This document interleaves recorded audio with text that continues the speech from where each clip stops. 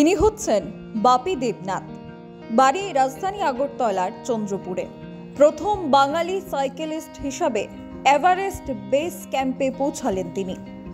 ভারতবর্ষের তৃতীয় সাইকেলিস্ট এবং বিশ্বের অষ্টম সাইকেলিস্ট তিনি। এভারেস্ট থেকে তিনি জানান, গত 21শে মে 2024 একটি সাধারণ সিঙ্গেল গিয়ারের সাইকেল নিয়ে কলকাতা থেকে যাত্রা শুরু করেছিলেন। কলকাতা থেকে বেনারস হয়ে অযোধ্যা, পাঞ্জাব, কাঠমান্ডু, সবশেষে এভারেস্টের বেস ক্যাম্পে পৌঁছে সাইকেল চালানো শেষ করেন তিনি। উনি জানিয়েছেন তিনি আগরতলা উমাকান্ত একাডেমির প্রাক্তন ছাত্র। ওনার সামাজিক মাধ্যমে এই পোস্ট বর্তমানে চারিদিকে ছড়িয়ে পড়ুক। বর্তমানে শুধুমাত্র ত্রিপুরার নামই নয়, উত্তর পূর্বাঞ্চল সহ গোটা ভারতবর্ষের নাম জয় করেছেন বাপি দেবনাথ। শুধুমাত্র একটি সিঙ্গেল গিয়ারের সাইকেল নিয়ে এই যাত্রা এতটাও সহজ ছিল না, তাই সবার সাথে তিনি ভাগ করে নিয়েছেন ওনার এই যাত্রাপথের কাহিনী। Bureau report, social Bangla. নমস্কার সবাইকে, আমি বাপি দেবনাথ ওরফে নীল, আগরতলা চন্দ্রপুরের বাসিন্দা। দীর্ঘদিন কলকাতায় আছি কর্মসূত্রে এবং আগরতলা উমাকান্ত একাডেমির প্রাক্তনী। আমি 21শে মে 2024 কলকাতা থেকে একটা সাধারণ সিঙ্গেল গিয়ার সাইকেল নিয়ে যাত্রা শুরু করি মাউন্ট এভারেস্টের উদ্দেশ্যে, এবং আমার রুট ছিল কলকাতা, বেনারস, অযোধ্যা, সানোলি বর্ডার, কাঠমান্ডু, ভূখণ্ডবেশী, গুরমি, ওখলডুঙ্গা, সাল্লেরি, নামচে বাজার হয়ে আজকে 14 জুলাই 2024 10:55 ভারতীয় সময় অনুযায়ী এভারেস্ট বেস ক্যাম্প কমপ্লিট করি। এবং এটা কমপ্লিট করার সাথে সাথে একটা ওয়ার্ল্ড রেকর্ড ক্রিয়েট হয়, যেটা হচ্ছে প্রথম বাঙালি সাইক্লিস্ট হিসাবে আমি এই রেকর্ডটা করি এবং ভারতবর্ষের তৃতীয় সাইক্লিস্ট এবং পুরো বিশ্বের মধ্যে অষ্টম সাইক্লিস্ট হিসাবে এই রেকর্ডটা করা হয়। সাইকেল নিয়ে মাউন্ট এভারেস্ট পর্যন্ত পৌঁছানো, তাও কলকাতা থেকে।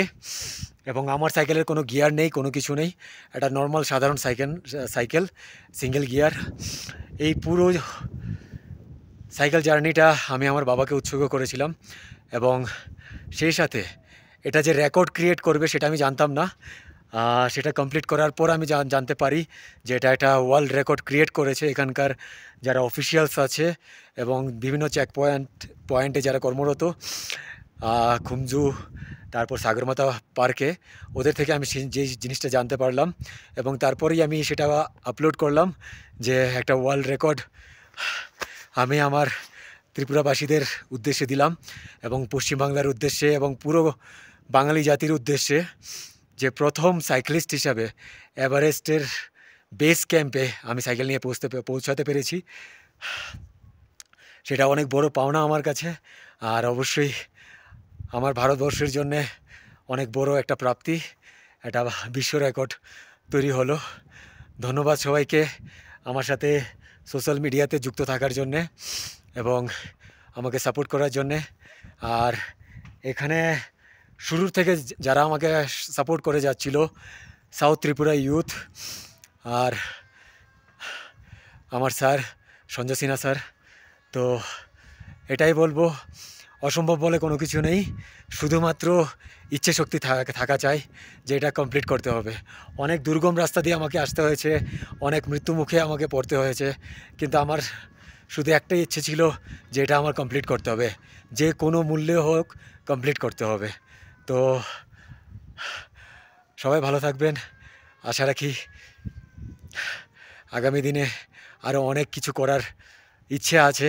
জানি না কতটা কী করতে পারবো, কিন্তু করার চেষ্টা করব।